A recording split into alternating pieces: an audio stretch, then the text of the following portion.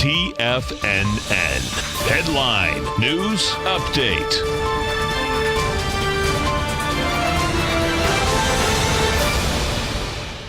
Hi everyone, Basil Chapman sitting for Tommy O'Brien, and the Dow is down 271 at 23,823. Trying to have actually had a really good rally off the low. It's come back again. Of course, the uncertainty between the Fed, between China, between the government shutdown, a whole bunch of things are going on. You can understand the nervousness. All I can say is that if there is a break underneath 23,750 today, the next step is to watch out for that 23,300 level that was back in April and January that we saw.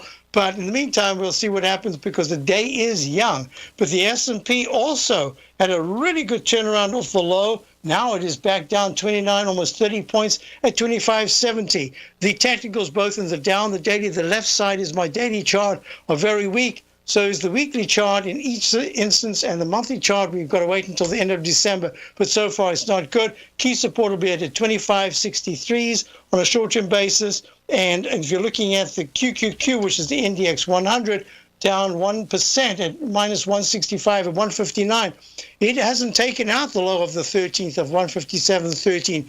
That's going to be a really important key metric to look at. Let's just look at the TLT, which is there we go, TLT is up 57 cents.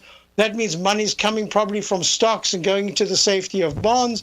And the most important thing right now is that gold had a big move. It's up $8. Now it's $10 at 12.51.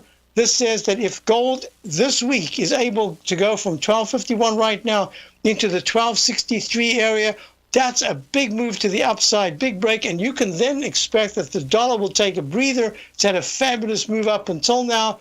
Could have a bit of a breather, and it's at 97.14, the index. It could trade down to the 96s. We'll see how that pans out. So the VIX at this particular point right now, the VIX is rallying. It is up. VIX is at 23.68. It isn't as high as it was back at 25.94. That was back in the beginning of December, but it is rallying. So watch the VIX. If the VIX closes over 24 today, that's going to be bad news for tomorrow. And if it can rally, if the market can rally and the VIX slides under 23 by 4 o'clock, that'll at least be a little bit of a help to the markets. Thank you for being here. Stay tuned for Steve Rhodes.